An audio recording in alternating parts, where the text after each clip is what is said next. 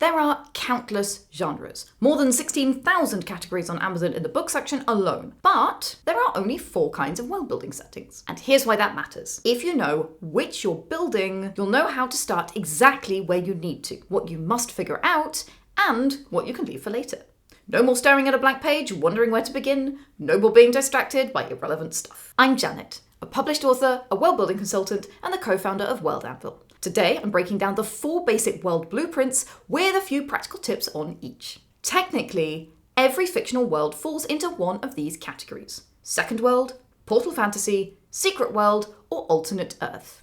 Let's dive in and I'll show you how to nail each type. A second world is a completely separate reality with its own rules. Think Lord of the Rings, Game of Thrones, and Star Wars. With a second world, you're creating everything from the ground up, which means you need to establish the fundamental laws of your reality. This might include magic. Does it exist and how does it work? What are the physical laws, like gravity, the seasons, celestial mechanics? What's the basic geography and climate? And what species exist and how do they interact? A second world setting is a big undertaking, but you can get started with just the essentials. We actually have a free short course on how to get started world building, which will guide you through creating a new world in 10 lessons. Just create a free World Anvil account and you'll find the course at the top navigation bar. To create a second world, it's a good idea to start with the major civilizations or factions and what they value, as well as the core conflicts and tensions driving your world's stories. We call that the world drama, and there's more guidance on creating it in the World Anvil meta. It's also a great idea to consider how your protagonists fit into this world.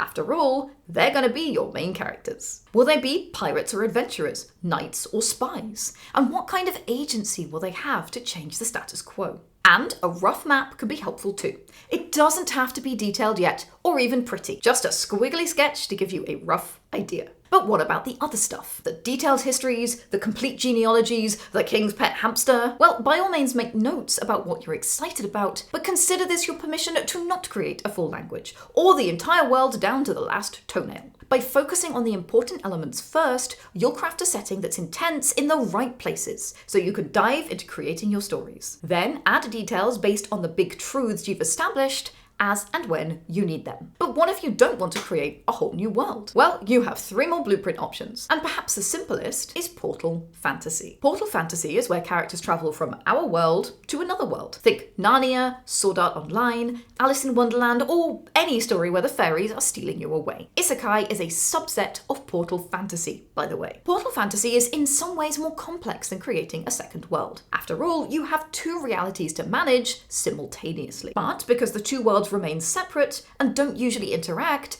it's less complicated than the other 2 blueprints, which we'll get to in a moment. The entry point to building a Portal Fantasy world is literally the entry point. How do people get in? You'll need to decide what form the portal takes, then consider who can cross over, how and when they can get back, or even if they can. And most importantly, I guess, is why. Why this character? And why does their journey matter? To the other world, to our world, and to their own story. What's the basic nature of this other world, and what's going on there? And what are the stakes at play? Because portal fantasies are metaphors for coming of age, otherwise known as a Bildungsroman. The trope is usually about teenagers, but it doesn't have to be. You could totally do a middle-aged portal fantasy. Either way, once your main character falls through the rabbit hole, they can never unfall. Your protagonist will be fundamentally changed, transformed. So lean into that. On the other hand, don't get bogged down with detailed mechanics of the portal world to begin with. You don't need to know a complete history of everything that's gone down. Focus on the nature of the other world, what makes it tick, and what are the core conflicts. You can be vague about whether or not there are other ways into this portal world,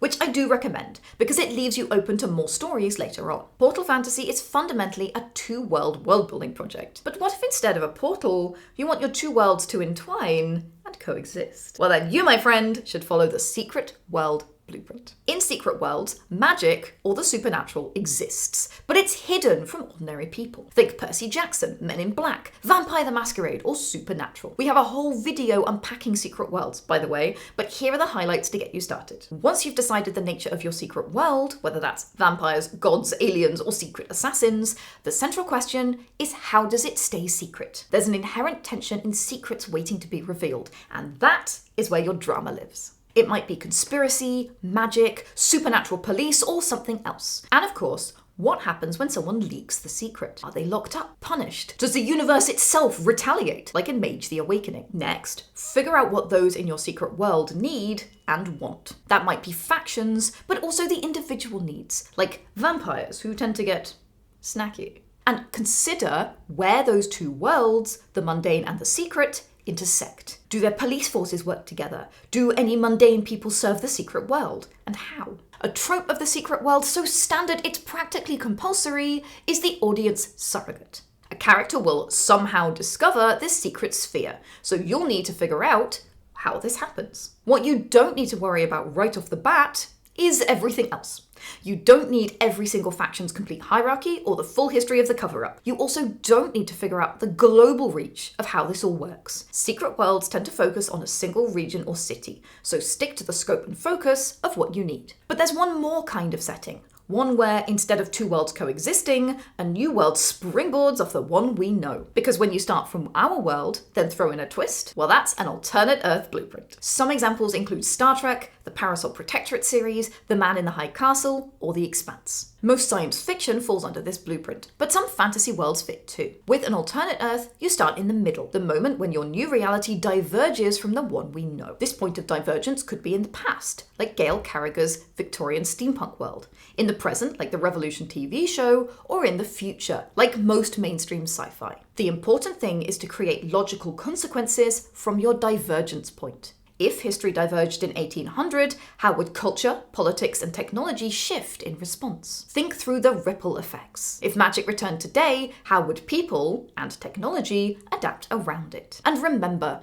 this world is speculative, and your divergence point can be too. The Expanse diverges in the future, as humanity spreads through the solar system. Star Trek diverges when we first achieve faster-than-light travel and meet aliens. Live long and prosper. By figuring out these ripples, you're creating a new present status quo for your world, one where you can tell your own exciting stories. And as always, there is some stuff that you can leave for later. You don't need to know every single consequence of the changes you've introduced. Focus on the important aspects that are most critical for the kind of story you want to tell, the focus points of your world, as we call them in the world building meta. You can figure the details and the other stuff out later. And just a note that some worlds seem like they are one thing and end up being another. For example, seemingly second world epics like the Dragon Riders of Pern and Battlestar Galactica turn out to be colonists from Earth. It was technically an alternate Earth story all along. If this is true in your setting, use the second world blueprint, but make sure you consider the divergence point so your setting will still make sense after the reveal. Another classic example of this is True Blood. This is a secret world that broke all of the rules and revealed itself. At that point, the setting became an alternate Earth setting, one where the divergence point is the dropping of the masquerade. If you want to do this, sketch out a brief history of your secret world, its factions and their needs, but approach the present as alternate Earth and consider the ripples. So there you have it, 4 kinds of worlds,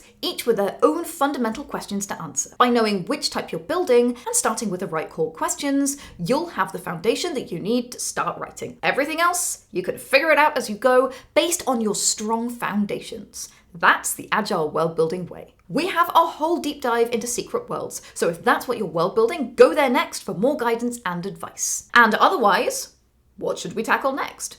Second world? Portal fantasy? Alternate Earth? Let me know in the comments. Please like and subscribe for more world building advice, and then as always, grab your hammer and go world build.